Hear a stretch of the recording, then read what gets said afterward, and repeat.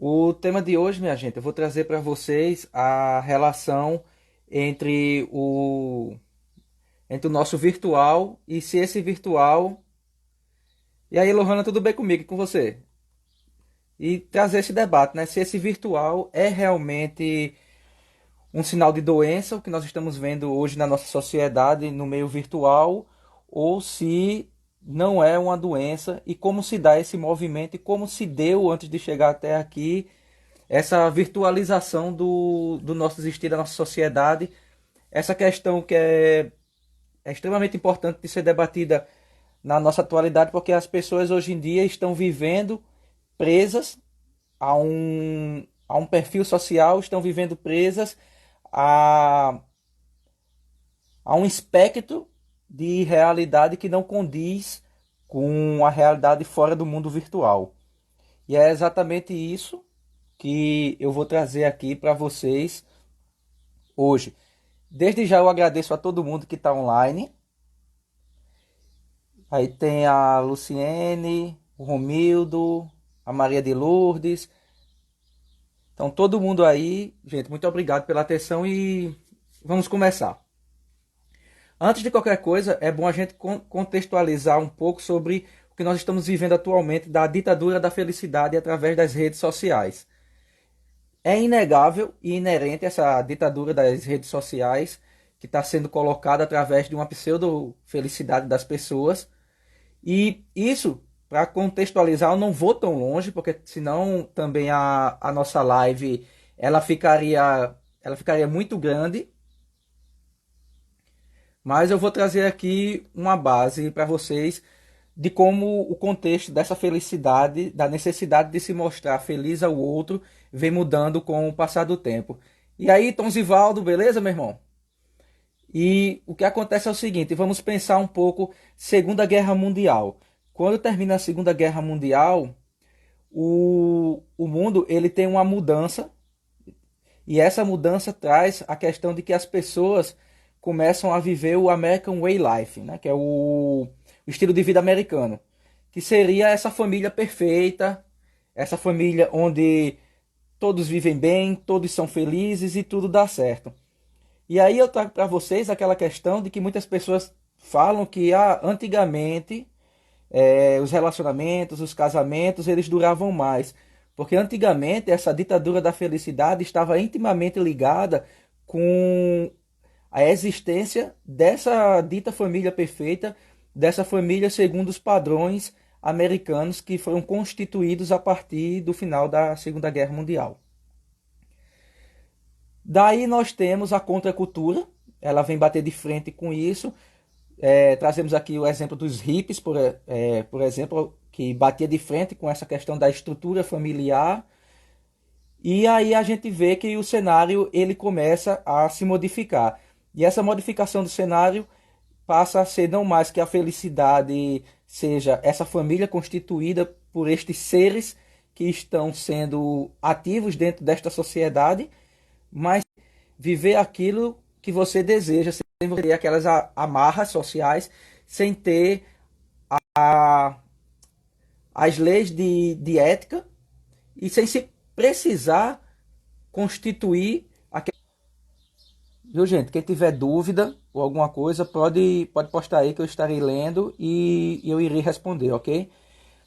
Bem, voltando à questão das redes. O que acontece hoje em dia é que nós vemos muito a proliferação de vidas fantasiosas dentro das nossas redes. Todo mundo hoje em dia, e aí quando eu digo todo mundo, não que eu queira generalizar, mas eu quero dizer a maioria das pessoas, elas desejam ter os melhores celulares, daí eu trago a questão da Apple, todo mundo quer ter um Apple para postar uma foto no espelho com a maçãzinha, e muitas pessoas deixam de ter suas coisas, de pagar suas contas, de realmente terem a sua vida para poder comprar um iPhone, para poder comprar algo de marca e que possa ser então postado por essa pessoa em suas redes sociais. Isso é algo que nós vemos muito hoje em dia e que não tem como negar essa mudança da nossa sociedade. E como se dá essas relações? Como eu falei naquela live anterior da gente sobre o vídeo do poço, essas relações se dá muito de que nós temos o outro como um espelho. Nós vemos esse outro, esse sujeito, como um espelho de nossa realidade. Para nós sabermos identificar quem nós somos, o que nós somos, nós temos então esse outro, esse sujeito que vai nos mostrar se somos bem-sucedidos, se somos realmente felizes. Então, a nossa medida, que a medida do homem é o homem, então a nossa medida é o outro homem que nos olha e que nos vai dizer com as suas formas de dar um feedback às nossas atitudes, vai dizer se nós realmente estamos indo no caminho certo ou não do que nós somos. E então se cria esse grande espelho que é a internet, que não é mais o espelho que é um sujeito olhando para o outro, mas é um grande espelho cheio de recortes, e esses recortes são nada mais nada menos do que cada um de nós que estamos em busca de uma dita felicidade, estamos em busca de, acima de tudo, mostrar para o outro que somos felizes, para que esse outro nos dê o feedback de que nós realmente somos felizes. Por exemplo, hoje em dia as pessoas se vestem dentro de suas casas, se maqueiam apenas para tirar uma foto, e aí tiram um book, tem dezenas de fotos, para poderem então postar apenas uma e ver a quantidade de likes, a quantidade de curtidas e a quantidade de comentários, porque isso é a medida hoje em dia da felicidade, é a medida de se realmente você é uma pessoa aceita, se realmente você é uma pessoa feliz, vem a partir disso. Hoje as famílias tendem a postar fotos entre seus entes, por mais que eles tenham se matado de brigar há uma hora antes dessas fotos, as pessoas vão lá e postam fotos, fazem grandes textos, trazendo essa família feliz, essa família perfeita. E aí vem, os outros vão lá, curtem, falam, eu amo essa família, nossa, que família perfeita, queria que minha família fosse assim. E dessa maneira o sujeito se constitui como feliz, se constitui dentro de um social a partir do que os outros estão mostrando nesse grande espelho que são as nossas redes sociais. E aí vem aquela questão, o que realmente faz com que uma pessoa viva essa fantasia de forma tão intensa que muitas vezes as redes sociais é o que mantém a pessoa, é aquilo que sustenta egoicamente a pessoa, é aquilo que faz a pessoa se movimentar. E aí, Renan, é essa constituição através desse espelho enorme que é a internet, desse grande outro, como diria Lacan, que é o grande outro que nos observa, ele vem a partir de diversas falhas de nossa própria estrutura. Por exemplo, a questão do existir, de como você interpreta o seu existir, de como você interpreta os fenômenos da existência ao seu redor. Uma pessoa que está passando por um determinado tipo de vazio existencial, de uma não elaboração daquilo que ele vive, de que ele sente, a válvula de escape pode ser N adicções. E quando eu digo adicções, eu quero dizer vícios. E pode ser vícios em drogas, vícios em drogas lícitas, como álcool, como cigarro, o vício em sexo, o vício em jogo. E atualmente nós estamos vendo o vício em tecnologia. As pessoas estão se tornando viciadas virtualmente. A OMS, a Organização Mundial de Saúde, ela já tem. E aí, Gabriel? Ela já tem essa questão do vício em tecnologia. Já está colocado que a tecnologia sim é viciante. Na China, por exemplo, nós temos casas de reabilitação. Imagina, uma casa de reabilitação para pessoas que são dependentes da internet, que são dependentes do mundo virtual. Então, por exemplo, o meu amigo Gabriel, que chegou aqui agora, ele é, e aí ele é da abordagem da terapia cognitiva comportamental. E essa abordagem ela vai dizer que nós temos crenças centrais. Por exemplo, o sujeito pode ter uma crença, e aí, Michael, o sujeito pode ter uma crença de desvalor.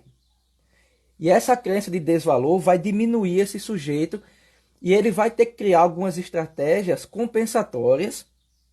E essas estratégias fará com que esse sujeito se sinta melhor mediante aquela frustração que ele tem com essa crença de um desvalor.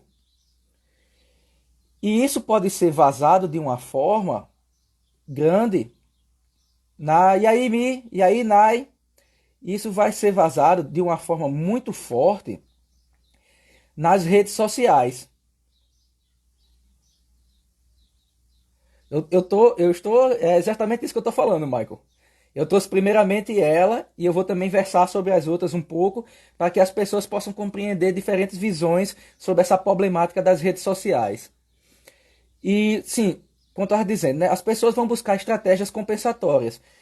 E essas estratégias fazem com que esse sujeito em sofrimento consiga conviver com aquilo que ele tem e vai diminuir essa ansiedade que ele tem, vai diminuir essa dor que o sujeito sente mediante a sua crença de desvalor.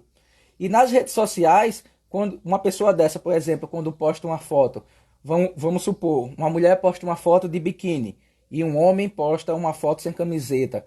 E aí, esses comentários que vêm das pessoas, muito deles até falsos, de que, lindo, olha a barriga de tanque, olha esse corpinho nesse biquíni. Isso tira da pessoa um pouco aquela dor, daquele desvalor que a pessoa sente por si própria. E aí isso age nesse sujeito como uma recompensa. Esse sujeito é recompensado de forma positiva, ele tem um reforçamento, e esse reforçamento faz com que... Ah, tá se identificando, né?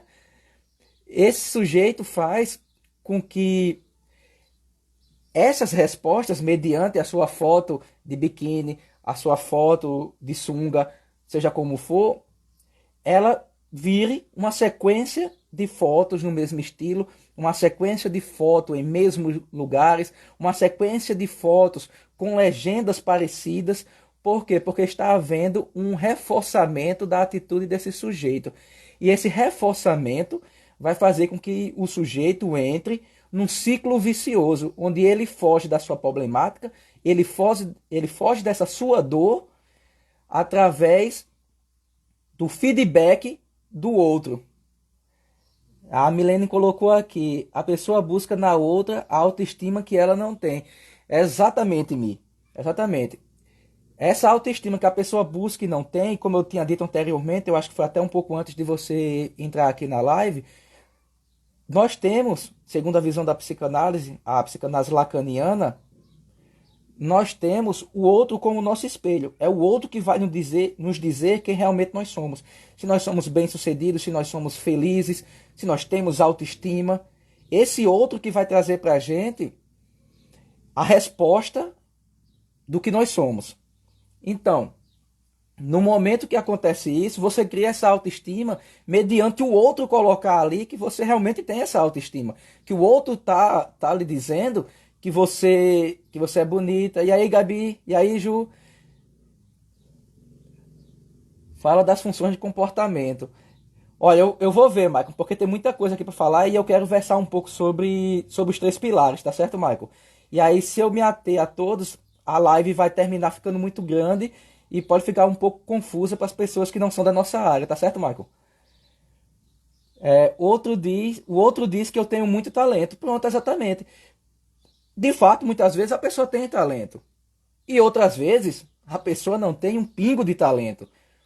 Mas esse sentimento de desvalor que a pessoa tem por si próprio, com a investida desse outro dizendo, você tem valor, beleza, você é uma pessoa que tem valor, você tem talento, nossa, olha que corpo, isso, isso vai reforçar, isso vai reforçar em você uma crença, uma crença de que realmente você está ali daquela forma que o outro diz. Então, esses comportamentos compensatórios que você começou a tomar primariamente como uma forma de fuga, vai terminar virando um pilar de sustentação do seu próprio existir. E, pior de tudo, de uma forma virtualizada. A Milene colocou aqui, mas aí basta uma pequena crítica, pronto, tudo desmorona. E geralmente essa pequena crítica é o que te puxa para o real, é o que te puxa para um mundo não virtual. Porque o Freud, ele dizia que as nossas relações, elas se dão através da fantasia. A fantasia é aquela grande coisa que nos sustenta. Professor é fogo, né? É, essa fantasia ela vai nos sustentar e essa fantasia vai nos, de certa forma, organizar para que possamos nos comunicar com esse outro indivíduo que está nos dando esse feedback. Então, você tem essa crença de desvalor. Você posta mediante essa sua fantasia de obter um retorno positivo da sua de que você não é tão ruim, vamos assim dizer, né? De que você não é tão ruim, de que você não é realmente aquela pessoa degradante da qual você se acha. E quando o outro traz essa crítica aí, como você colocou, Milene, quando traz essa crítica, é como se alguém lhe puxasse para o real. E não exatamente o real no sentido de que realmente você seja uma pessoa sem valor, que você seja uma pessoa sem o talento. Mas esse essa trajetória que traz é para aquilo que você tem de sua crença, que é essa crença de desvalor. Então, essa crítica, ela não vai trazer você para o pé de que você realmente não é aquilo, mas sim de que há algo dentro de você que lhe desvaloriza. Por isso que a crítica ela é tão pesada quando você vive nesse mundo virtual, quando você tem esse mundo virtual como o seu espelho da resolução de quem realmente você é. E aí, Vânia, odeio o real. O real ele é doloroso, o real ele é angustiante, mas o real ele é necessário para que a gente possa manter as nossas engrenagens funcionando. Porque se nós formos viver somente de fantasia, nós estaremos já nós estaremos no nível da psicose. Nós estaremos no nível de um constante delírio, de constantes alucinações para tentar manter uma sanidade que já não existe mais dentro desse ser. Bom, eu trouxe um pouco aqui, né, da cognitiva comportamental para vocês. Foi algo muito breve, isso nem de longe é tudo que a comportamental traz, tá certo, gente? E agora eu vou trazer um pouco sobre a questão também do outro pilar da psicologia, que são as fenomenológicas existenciais, que elas vão trabalhar a questão da existência, de como você interpreta essa sua existência, de como você vê a sua existência. E, e aí, Ju, e também de como você vê essa questão do fenômeno que está ao seu redor. Quais são as suas interpretações? Como realmente você se vê? Qual é o sentido que você dá a essa sua existência fora da internet e dentro da internet? Muitas vezes nós queremos dar um sentido à nossa vida porque o sentido que nós damos aos fenômenos fora da internet, às cobranças de faculdade, as cobranças da família, as cobranças do seu belisco, da sua belisco, essas cobranças muitas vezes tornam esse seu ambiente real muito angustiante. Então você interpreta todos esses fenômenos de uma forma muito dolorosa, de uma forma tão impactante que ela vai fechar você em relação ao mundo ao seu redor. E aí, Clodoaldo, acabei de falar da cognitiva comportamental, rapaz. Tu chegou agora nas outras, meu querido. E essa essa forma como o sujeito vai lidar com isso é justamente buscando maneiras de suportar. E uma dessas maneiras de suportar hoje em dia está sendo exatamente o ambiente virtual, porque no ambiente virtual você se manifesta daquela forma a qual você realmente se vê, ou você desejaria se ver. E aí, Auricele, tudo bem, minha querida? E essa forma como você quer se ver, como você quer se sentir, ela vai ser manifestada através das redes sociais, porque aquele sentido que você deseja atribuir à sua existência, a qual você não consegue, porque as demandas do mundo físico, desse mundo real e não virtual, são demasiadamente angustiantes para você, você vai trazer todo esse desejo para o ambiente virtual. E aí vem a questão da ostentação, a ostentação virtual, onde as pessoas tiram muitas e muitas fotos. É isso mesmo, Ju, é uma fuga. É uma fuga do real, levado para o virtual através da fantasia. Da fantasia desse existir perfeito, desse sujeito perfeito, da fantasia de, de você ser um exemplo para os outros. Porque muitas vezes nós vemos, existem várias pessoas que são exemplos, que são pilares. Como nossos próprios professores, tem muitos professores que nós tomamos como exemplo.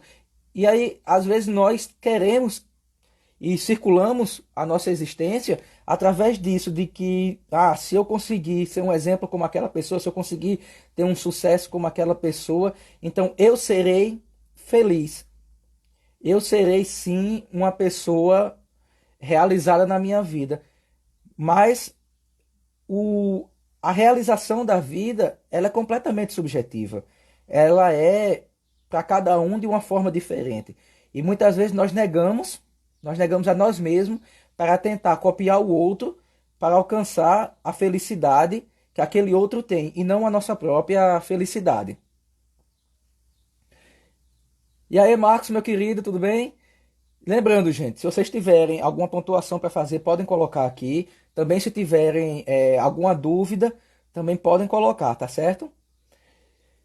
Trazendo essas duas breves perspectivas, a psicanálise eu acho que eu já trouxe aos poucos aqui para vocês, de pouquinho em pouquinho fui trazendo um pouco essa questão da realização, da fantasia, do outro como espelho, e como eu disse no início da live, hoje em dia, o grande outro, como diria Lacan, que é o quem nos observa altivamente, esse grande outro, hoje em dia, ele está sendo, na verdade, a própria internet. A própria internet é o grande outro que nos olha, é o grande outro que nos julga e também é o grande outro que nos traz o feedback daquilo que nós desejamos e muitas vezes daquilo que nós também não desejamos ouvir, não desejamos reconhecer e não desejamos saber. E para isso, o Marcos aí, assim como eu, que também foi monitor da disciplina de psicopatologia e psiquiatria, ele pode concordar comigo, pode até colocar algumas coisas aqui também para ajudar no nosso debate, de que o adoecer, ele pode trazer, esse adoecer psíquico, ele pode trazer uma questão de egocitonia e egodistonia. Aí vamos por parte, vamos explicar com calma para não confundir vocês, tá certo? O sujeito egodistônico, um sintoma egodistônico, é aquele sintoma que ele vai trazer para a pessoa uma determinada angústia. Ou seja, o sujeito ele vai sofrer. O Clodoaldo colocou aqui, as pessoas vivem o passado e o futuro, esquecendo do presente, o aqui e o agora. E aí, Tamires, minha querida, é exatamente, Clodoaldo. É exatamente isso. E esse é um ponto que você trouxe que mais na frente da nossa live eu vou trazer ele e eu agradeço por você já ter pontuado ele. E aí, o ego distônico é aquele sujeito que os seus sintomas eles causam angústia nele. Eles causam angústia porque ele percebe que ele está sofrendo, ele percebe que aquilo está prejudicando a sua vida, o seu convívio social. Então, por isso é ego distônico, porque ele destoa do seu ego, ele destoa da sua existência, ele destoa da sua interpretação de vida, do seu viver bem, ele destoa de tudo aquilo que poderia lhe trazer ou lhe fazer sentir saudável e bem com a vida. Esse é o sintoma ego distônico. E temos os sintomas egocintônicos. E como o próprio nome diz, vem de sintonia. Ou seja, o sintoma desse sujeito, ele não vai causar angústia nele próprio. Ele vai conviver com esse sintoma de maneira esplêndida, de maneira boa, onde ele sequer vai perceber até de que ele está passando por um processo de sofrimento ou adoecimento mental. Porque o sintoma está em completa sintonia com a realidade daquele sujeito, com quem ele é. Então, devido a essa sintonia, tende a ser as pessoas ao redor desse sujeito que vão notar esse sintoma, que vão notar esse adoecimento e vão notar o quanto isso está prejudicando o sujeito na sua vida social. Vou trazer 2 exemplos para que vocês possam captar melhor aquilo que eu já trouxe até agora sobre o ego sintônico e o ego distônico. Primeiro sintoma. Vamos supor, eu trago para você aqui a questão de que uma pessoa chama outra, isso aí eu vi até foi até ontem que eu vi essa piada e eu vou trazer ela para cá. O cara vai chamar o outro para beber, né? Ei, vamos tomar uma, rapaz, bora tomar uma, tal. E o sujeito diz, não, pô, não vou tomar uma não, tal, que eu não bebo não. Aí o cara diz, mas rapaz, você não bebe? Não, não bebo não, eu não bebo não. Agora, quando eu tomo a primeira dose, aí vem outra pessoa e essa pessoa, assim, ela bebe pra caramba. Isso é um exemplo, através de uma simples piada, esse é um exemplo de um ego distônico, onde o sujeito tem noção da sua problemática com a bebida, o sujeito tem a noção da sua problemática com as drogas, com os outros vícios, ele tem noção de que aquilo compromete a sua existência, de que aquilo compromete ele como sujeito dentro do meio social. E o que seria o ego sintônico? O ego sintônico é aquele que ele está bem, ele está tranquilo, e as pessoas aqui estão paranoicas. Não, eu bebo, mas quando eu quiser eu posso parar assim de beber, isso não tem problema nenhum, eu posso parar de beber quando eu quiser. As pessoas que ficam pegando no meu pé aí, mas eu não tenho problema com a bebida não, porque se põe muito paranoico, quer controlar meu dinheiro. Ou seja, ele está egossintonicamente ligado com o seu sintoma. E o que nós vemos nas redes sociais hoje são sintomas egossintônicos, e por isso que eu fiz essa explicação antes, são sintomas egossintônicos que se manifestam através dessas redes sociais. O sujeito, ele não percebe o seu sintoma, ele não percebe o seu adoecer de forma plena, e ele abraça esse sintoma como parte de si mesmo. E aí ele coloca as redes sociais como uma forma dele subsistir além desse real que lhe causa tanta dor e que lhe causa tanta angústia. Uma angústia que, se ele trouxer para o mundo social dele real, chega a ser uma angústia paralisante. Uma angústia que vai transformar o sujeito em alguém completamente inerte. Já quando ele transfere isso para o mundo virtual, tendo esse outro grande espelho, dando feedback positivo para ele, mesmo que seja um feedback irreal, então esse sujeito ele entra num estado de egossintonia, pelo menos nas redes sociais. Então aí ele vai se sentir bem. E ele começa a construir seu mundo em torno do virtual e não mais em torno do real. E aí a gente vê os casos de isolamento, pessoas com depressão, que tendem a se isolar porque conseguem encontrar dentro dos ambientes virtuais, nas comunidades, nos grupos de WhatsApp, nos grupos de Telegram, entre outros, as pessoas terminam encontrando aquele espelho que tanto procura, terminam encontrando aquele pilar de sustentação que ele não consegue criar por si só. O Marx colocou aqui, o ego sintônico vê o sintoma, porém nega, seria isso? É basicamente isso, mas ele nega quando o sintoma é exposto a ele. Quando o sintoma é exposto a ele, Marx, ele nega o sintoma. Como eu estava dizendo, ele vê como paranoia, ele vê como as pessoas tentando controlar a sua vida. Ele vê como as pessoas tentando controlar o seu dinheiro. Então, ele cria diversos escapes, diversas desculpas para ele poder continuar alimentando aquele sintoma. Porque se a gente traz uma visão da psicanálise, a gente vê que um sintoma ele é uma metáfora. Ele é uma metáfora daquilo que não foi dito. Ele é uma metáfora daquilo que você não conseguiu expressar, daquilo que você não conseguiu elaborar. Então o sintoma vem como esse outro falar através do corpo, através de um comportamento que possa ser desviante ou não, mas um comportamento que destoa desse sujeito, que destoa do ambiente ao qual esse sujeito está inserido, e ele logo vai viver bem com esse sintoma se ele for o egocitônico, ele vai viver bem. E as pessoas ao redor é que são paranoicas com ele. E o distônico não, ele vai compreender que ele está sofrendo, ele vai compreender que aquilo dali está trazendo grande angústia, porém ele não vai saber lidar com a problemática que aquele sintoma está trazendo para ele.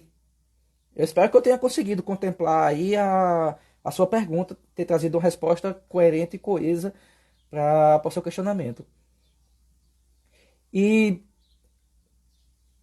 nas redes, inclusive, eu não sei se a Nai ainda está online, mas há muito, muito tempo atrás, numa galáxia muito, muito distante, eu, a Nai e um grupo que a gente fazia alguns vídeos na época do ensino médio, a gente fazia uns vídeos para o YouTube, e a gente até debateu sobre isso, sobre essa questão da ostentação nas redes sociais.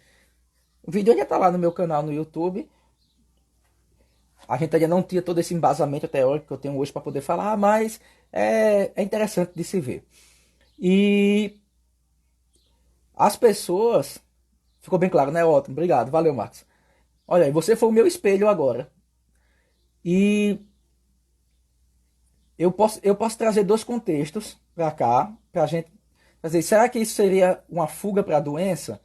Então, muitas vezes, e aí, Érica, muitas vezes a pessoa em sofrimento, em um sofrimento mediante ao ambiente social, as suas demandas e etc., a busca pela válvula de escape através das redes sociais, elas criam uma identidade, e aí tem muitos perfis fakes, por exemplo, onde a pessoa busca então trazer à tona esse eu que vai além do que ela vê que a sociedade espera dela, então ela traz esse eu real, aquele mais próximo do que realmente ela deseja ser, mais próximo da sua essência, do seu núcleo existencial. E é interessante essa colocação, por quê? Porque esse sujeito que cria essa máscara, essa persona, como ia dizer Jung, com as diferentes personas que nós temos, que são as diferentes máscaras, que como filhos, nós temos uma máscara de filho, onde nós nos comportamos como filho, como pais, nós temos a máscara de pai, a persona de pai. Como empregado, eu tenho a persona de empregado. Se eu for patrão, eu tenho a persona de patrão, a persona de marido, a persona de esposa e assim por diante. Então, a pessoa tenta buscar aquela persona que está mais escondida, aquele seu self, como Jung vai dizer, o seu self, o mais próximo daquele que seria o seu real, a pessoa vai tentar trazer para as redes sociais. E aí, quando ela tenta trazer, ela espera que o outro dê esse feedback positivo. E quando o outro dá o feedback positivo, então ela confirma, realmente, essa sou eu. Eu sou esta pessoa que o outro está confirmando que eu sou. E nisso, a vida a vida virtual termina sendo um ambiente muito mais atrativo para esse sujeito do que o ambiente real. Porque o ambiente real, o sujeito não consegue ser rico o tempo todo, o sujeito não consegue ter roupas boas o tempo todo, o sujeito não consegue viver bem com a sua família o tempo todo, o sujeito não consegue ser um bom pai o tempo todo, não consegue ser um bom estudante o tempo todo, e assim por diante. Mas eu posso tirar dezenas de fotos, arquivá-las e ir postando um pouco como se fosse uma foto real daquele momento do dia. e essa foto, então, eu faço um texto e as pessoas começam a me colocar, então sim, como uma figura de exemplo, e aí eu digo, poxa, realmente eu sou o cara, eu sou a cara, se for uma mulher, estou vivendo muito bem, e você começa a ficar egocitônico com esse seu sintoma, e você começa a enxergar o mundo de uma maneira onde o real é doloroso e o virtual ele é prazeroso. Um exemplo que eu posso trazer disso também é o aumento dos jogos online, dos multiplayer massivos online, o MMO, é muito grande nos últimos anos. Eu conheço, tem pessoas que estão aqui online que são adeptas de MMO, e nesse MMO você cria o seu avatar, você cria a sua persona mediante aquilo que você gostaria de ser, mediante aquilo que você fantasia em ser, e você vive aquilo dentro daquele jogo. Temos o jogo Second Life.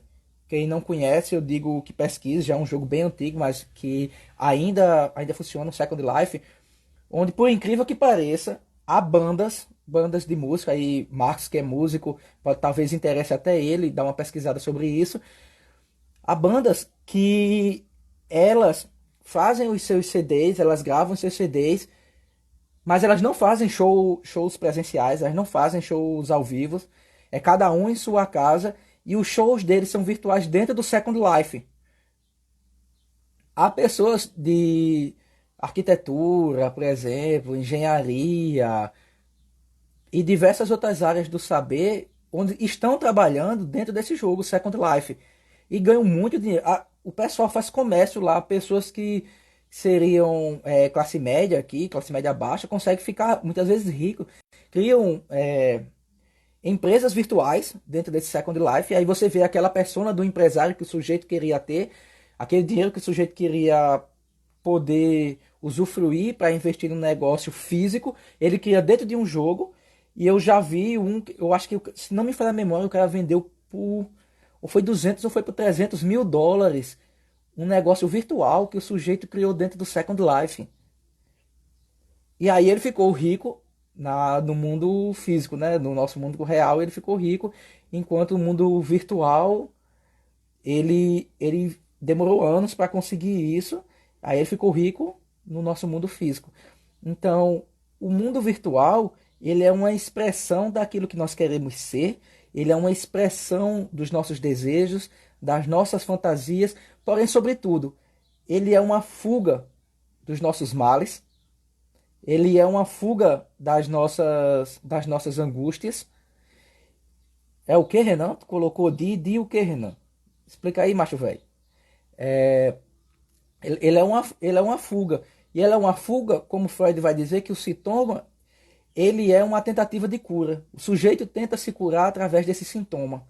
E esse sintoma que o sujeito abraça é criar uma persona virtual, buscar pela aceitação dos outros, e aí esses outros vêm se manifestando de forma que apaziguam o sofrimento do sujeito, mas alimentam a sua dor.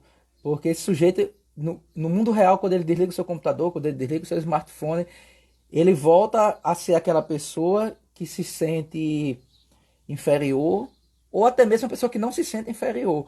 Porém, com os feedbacks recebidos de forma tão grandiosa nas redes sociais, pode levar esse sujeito a ter uma crença de si mesmo tão perfeita que ele pode quebrar a cara dentro do ambiente social real e não do social virtual. E aí eu lanço uma pergunta para vocês. Daqui a, daqui a uns 15 minutinhos por aí, a live está terminando. Eu lanço uma pergunta para vocês. Qual a opinião de vocês sobre como se dará nos próximos anos a, a interação social devido aos avanços da nossa internet? Gostaria de questionar vocês acerca disso, de gerar essa angústia, esse mal-estar em vocês de como seria esse relacionamento do sujeito com a internet nos próximos anos. E enquanto vocês pensam, e eu espero que alguém responda, poxa, gente, vamos interagir, eu trago uma questão que é a internet, ela é algo que não tem mais como a gente fugir. O ambiente virtual e as vivências sociais é algo que não tem como nós corrermos mais. Hoje tudo em dia é feito através de algo pela internet. Temos os nossos grupos de WhatsApp, o próprio Facebook e diversas outras redes sociais que existem aí. Então é algo que é inerentemente irreversível. São as redes sociais. Porém, a forma como nós lidamos com a rede social é que vai causar toda essa diferença. E aí, Aline, é como nós nos vemos dentro dessa rede social e como nós conseguimos também nos manter nessa rede social sem que a nossa fantasia, e aí eu lembro, a Aline entrou agora, eu lembro de uma frase que o professor Sócrates sempre dizia, que é o fantasiar para suportar. Então, até quando nós vamos estar fantasiando nas redes sociais para suportar a angústia do nosso real, a angústia dessa falta? Que o Freud vai trazer o termo a das Ding, que seria essa coisa que nos falta, que desde que nós nos entendemos por gente, algo nos falta e nós passamos a nossa vida procurando esse objeto que nos falta e procurando formas também de preencher a falta dessa coisa, dessa Dasding que nós não sabemos o que ela é. Nesse momento parece que muito.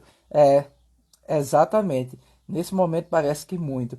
As pessoas fantasiam demais para suportar aquilo e terminam deixando a sua problemática crescer cada vez mais. É como um câncer, né? É como um câncer. Ela vai crescendo aos poucos e vai lhe consumindo, enquanto você está ali crente de que aquela rede social ela está mostrando quem você realmente é, de que ela está sendo, como eu tinha dito antes de tu entrar, Aline, a internet hoje ela é um grande espelho. A falta será preenchida com excessos de comida, de compras online, exatamente. E essa internet é um grande espelho hoje para a gente. Nós não procuramos mais em apenas um outro nos encontrarmos, mas nós procuramos no espelho do grande outro que hoje em dia é essa internet.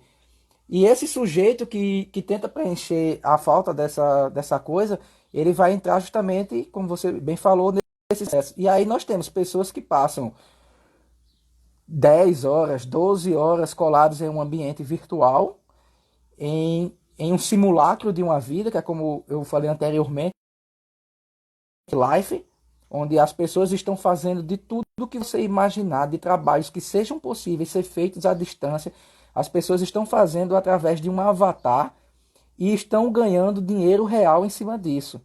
As pessoas estão criando boates, estão criando cassinos, como eu falei anteriormente, bandas que estão tocando, mas que muitas vezes os componentes nunca se conheceram pessoalmente, mas estão dentro desse ambiente virtual do Second Life, estão ganhando dinheiro. Ou seja, nós estamos, de certa forma, destituindo o nosso eu, o mais próximo que nós temos do nosso eu real, nós estamos destituindo esse eu real. E aí, Camila, e nós estamos abraçando a fantasia do virtual, essa persona virtual, ela está sendo abraçada e está sendo tomada como personalidade real desse sujeito, desse indivíduo. E aí eu trago também a questão da importância, a importância do processo psicoterápico. Como eu tinha falado anteriormente na live do Poço, a importância do processo psicoterápico é justamente esse, é de você se conhecer como sujeito, você conhecer a sua problemática, você conhecer os seus limites e você começar a se ressignificar, se reinterpretar, se psicoeducar também. Tudo isso acontece dentro do ambiente psicoterápico. E esses excessos, eles podem ser então interpretados, nós podemos então elaborar o porquê que nós estamos nos entregando aos excessos, como a Aline falou, porque há essa entrega aos excessos, o que é essa falta, o que é essa angústia que nos faz procurar em um ambiente virtual aquilo que nós desejamos no nosso real. E a terapia ela serve para trazer esses pilares, como eu tenho trazido desde o começo da live, que nós construímos esses pilares para sustentar a nossa própria dor, a nossa própria angústia, enquanto não enfrentamos os reais motivos.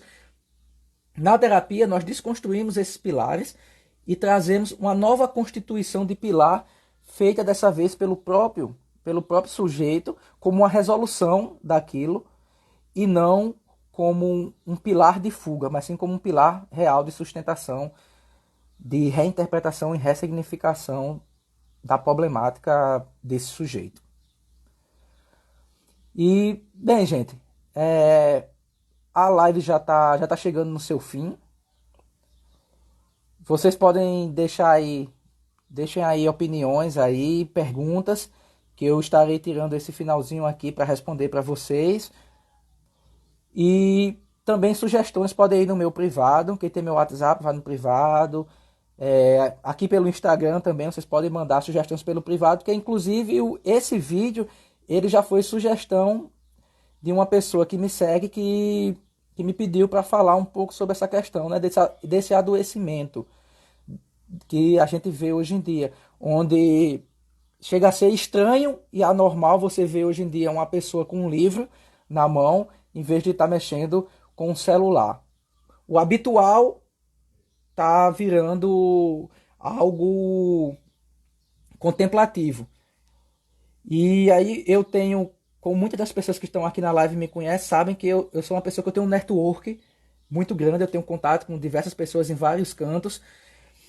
E há 12, 15 anos atrás, sei lá, sei que faz mais de uma década, eu vi uma matéria, eu acho que é importante frisar isso antes de terminar a live, eu vi uma matéria que falava que no Japão as pessoas andavam com livros para onde iam, para em todas as oportunidades as pessoas estarem sempre lendo. E eu tenho amigos no Japão e eu perguntei para o Will Japão, eu perguntei para ele que essa hora com certeza ele deve estar próximo de se acordar. E eu perguntei para ele como hoje em dia se encontra a sociedade japonesa em relação a leitura dentro de ambientes públicos, em filas e etc, né? E o que ele me disse foi que hoje em dia não é mais comum você ver pessoas portando livros dentro dos metrôs, dentro dos ônibus e em filas lá no Japão. Isso não é algo mais comum. Porém, ele me relatou que as pessoas substituíram o livro pela leitura em seus aparelhos digitais, em seus smartphones, em seus tablets. Ou seja, veja só, a cultura lá é uma cultura extremamente mergulhada na tecnologia, porém eles ressignificaram o hábito da leitura. Eles não deixaram a leitura em detrimento da tecnologia, mas ao contrário, eles abraçaram a tecnologia como ferramenta de potencializar a sua leitura. Então, eu termino esse vídeo aqui, gente, essa live, eu termino trazendo uma reflexão para vocês. Que vocês pensem sobre o que eu vou dizer agora, que é o seguinte. Especialmente nesse período de quarentena que nós estamos vivendo, como você está ressignificando a tecnologia.